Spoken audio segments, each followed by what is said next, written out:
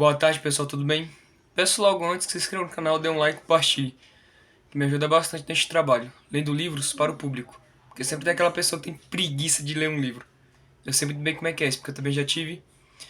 Bom, peço logo desculpa antes, por causa da voz que tá rouca, devido a algumas coisas aí que eu venho fazendo. Bom, sem enrolação, vamos dar continuidade a esta bagaça. O livro que eu estou lendo, como eu venho dizendo em quase todos os vídeos, é Mona Lisa Overdrive, de Julia Gibson. Então vamos lá. Mou. Uma qualidade áspera, como se viesse de um alto-falante quebrado. Qual é a da lanterna? Você ainda tem os implantes? Está envelhecendo. Não consegue ver legal no escuro? É para minha amiga. Alguma coisa se moveu atrás da fenda. Sua cor, um rosa doentio de cinza quente de cigarro, no sol de meio-dia. O rosto de Kumiko foi coberto por uma luz pulsante. Sei, arranhou a voz. E quem é ela? A filha de Yanaka. Cacete! Sally baixou a luz, que recaiu sobre as velas. O frasco, os cigarros cinzentos úmidos, o símbolo branco com seus braços emplumados.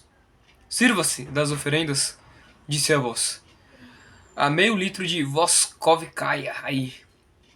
O desenho voodoo é da farinha. Maior azar. Os mais devotos costumam usar cocaína. Jesus! Disse Sally, um estranho distanciamento em sua voz, agachando-se. Que maluquice é essa? Kumiko observou enquanto ela pegava o frasco para cheirar o seu conteúdo. Beba! É coisa boa, porra. Melhor ser mesmo. E ninguém sacaneia o oráculo. Não se souberem o que é bom para eles. Fim, disse Sally. Depois virou o frasco e bebeu, limpando a boca com as costas da mão. Você deve ter pirado. Seria pedir demais. Plugado num troço desse, já é difícil ter um pouco de imaginação. Quando mais pirar. Kumiko se aproximou. Depois se ajoelhou ao lado de Sally. É um construto de personalidade? Sally largou o frasco de vodka e mexeu na farinha úmida com a ponta de uma unha branca. Claro! Você já os viu antes? Memória em tempo real. Se eu quiser, conectada no ciber... Se eu quiser. Consegue. Esse esquema de oráculo para manter um pé dentro, sacou. A coisa fez um som estranho. Risada. Problemas no amor. Uma mulher malvada que não te entende. Barulho de risada de novo. Com picos de estática. Na verdade, curto mais dar conselhos sobre negócios. São os garotos da área que deixam as oferendas. Dá um toque místico.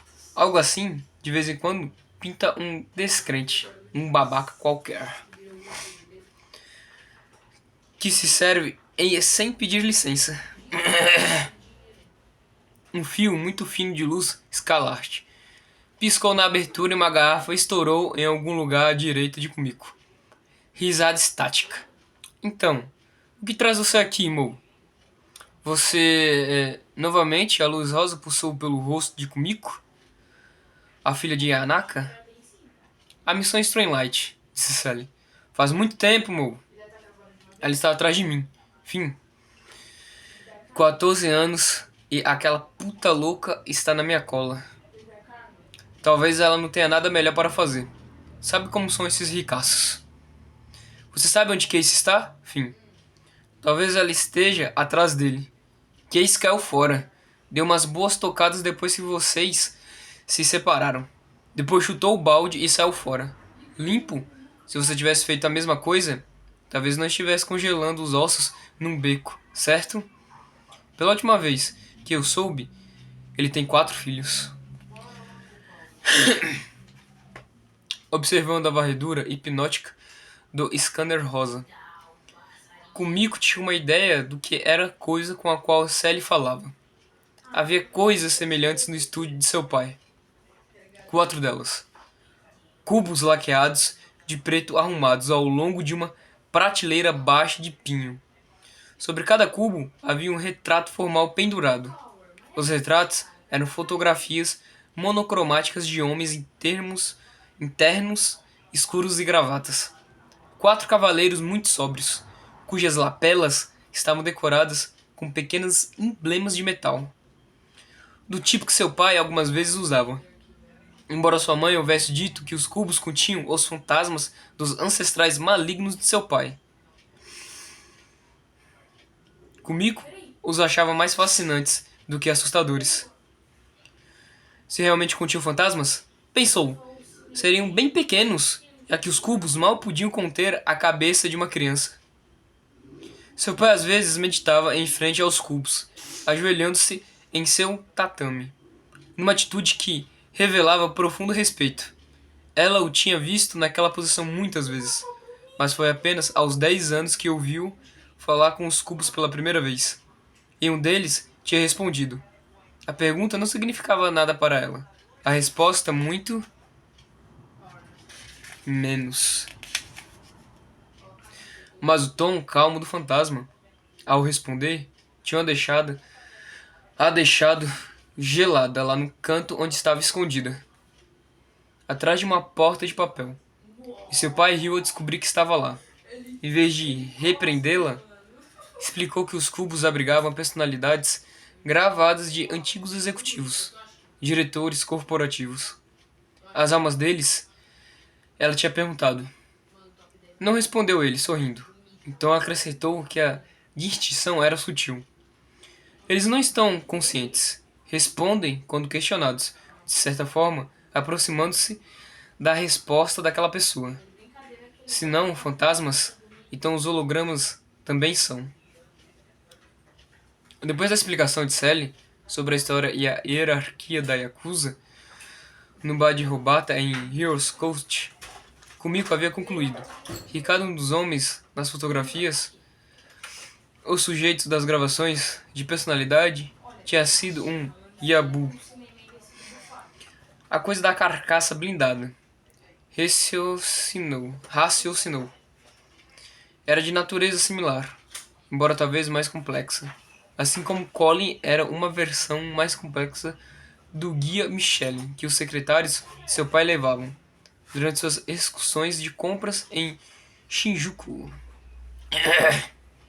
Finlandês foi o nome que Sally usou, e era evidente que este finlandês havia sido um amigo ou parceiro dela. Mas será que ele ficava acordado? Perguntou-se comigo, quando o beco estava vazio. Será que sua visão a laser escaneava a laser? Sua visão a laser escaneava a queda silenciosa da nave à meia-noite? Europa Sally começou. Quando me separei de Case, fui para lá e andei por todos os lugares. Tinha muito dinheiro, o que recebemos pelo trabalho. Ou pelo menos parecia ser muito na época. A IA de Tesseraspol pagou tudo através de um banco suíço. Apagou qualquer traço de que havíamos estado lá em cima.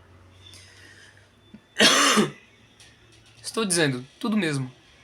Por exemplo, se você tentasse procurar os nomes que usamos para viajar no transporte da JAL, simplesmente não existiam. O Case verificou tudo quando voltamos a Tóquio. Entrou em várias bases de dados. Era como se nada jamais tivesse acontecido. Eu não entendi como se podia fazer aquilo, mesmo sendo uma IA. Mas ninguém nunca compreendeu de fato o que aconteceu lá em cima.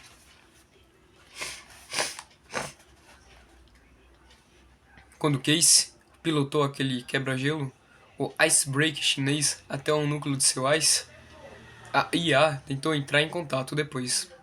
Não que eu saiba. Ele tinha esta ideia de que a IA tinha sumido. De certa forma. Não sumido mesmo, mas sumido dentro de tudo, da Matrix inteira. Como se não estivesse mais no ciberespaço, mas apenas estivesse.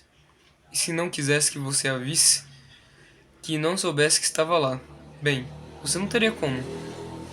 E nem pensar em provar para qualquer um, mesmo que você soubesse. E eu, definitivamente, não queria saber. Quero dizer, seja lá o que fosse, parecia terminado para mim. Acabado. Aramtake estava morto. Riviera estava morto. Raspail estava morto. O piloto Rastafari do rebocador que nos levou até lá estava de volta no aglomerado de Zion, e o cara provavelmente achou que tudo aquilo foi só outra viagem de ganja. Deixei Casey no Tóquio. Riach, nunca mais o vi. Por quê? Sei lá. Sem motivos. Eu era jovem, apenas parecia que tinha acabado. Mas você a deixou lá, em cima, no poço, em Light. Deixei. Penso nisso de vez em quando. Quando nós estávamos partindo, fim, era como se ela não se importasse com nada daquilo. Como se eu tivesse matado o pai dela, louco de pedra, no lugar dela. E Casey tinha arrombado seus núcleos e deixado suas IAs soltas na Matrix. Então, eu a coloquei na lista, certo? Um dia você se mete numa enrascada de grossas, das grossas. Alguém está na cola. Daí é bom olhar a lista. E você pensou nela? Na hora? Não. Minha lista é bem longa. Case, que para Kumiko parecia ter sido algo mais do que um simples sócio de Sally, nunca reapareceu na história. Enquanto Kumiko ouvia Sally condensar 14 anos de sua história pessoal para utilizar Finn, ficou imaginando a versão mais jovem dessa Sally como uma heroína bichonem de um vídeo romântico tradicional, misteriosa, elegante e mortífera. Apesar de achar o relato prosaico de Sally sobre sua vida difícil de acompanhar, com referências e lugares e coisas que ela não conhecia, era fácil imaginá-la.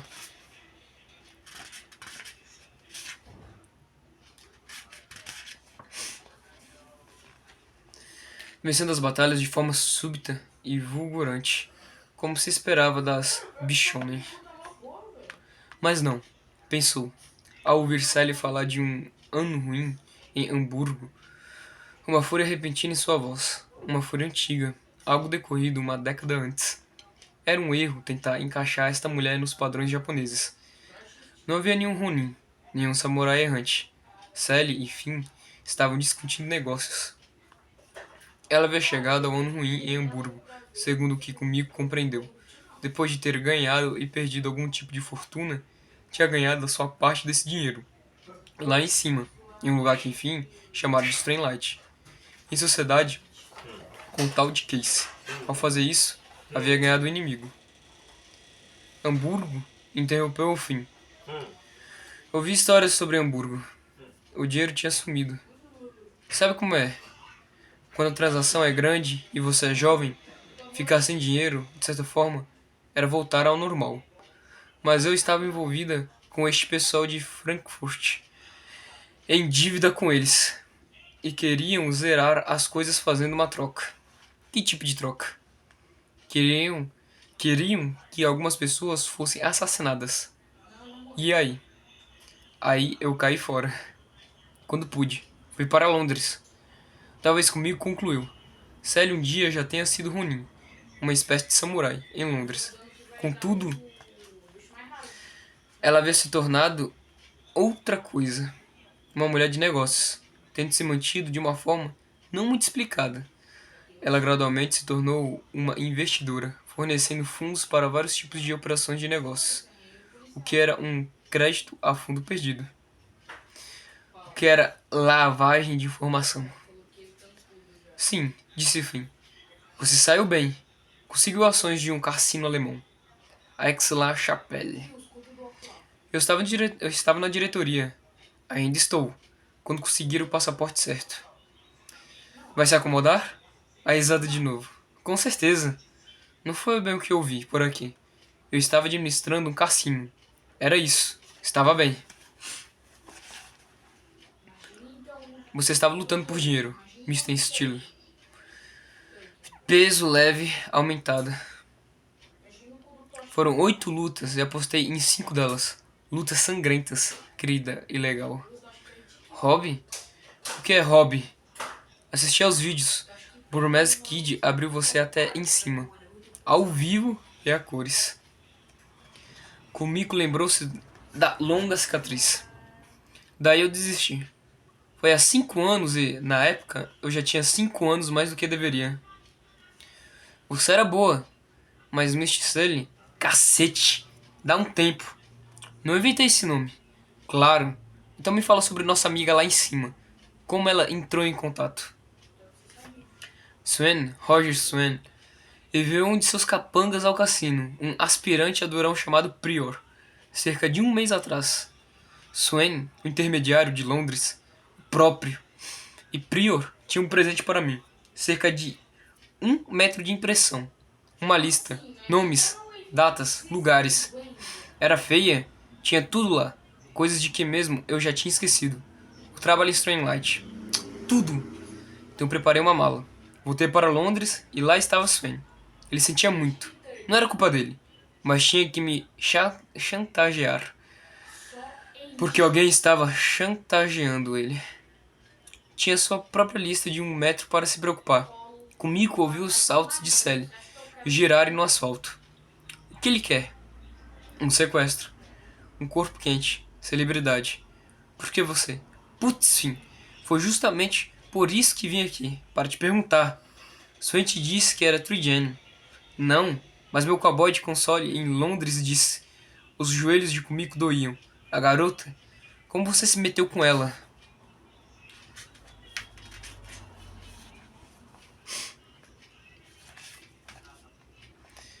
Ela apareceu na casa de Swen. Hanaka a queria fora de Tóquio. Swen devia agir para ele. Ela estava limpa, de qualquer jeito, sem implantes. Pelas notícias recentes que chegaram de Tóquio, Hanaka está metido em confusões.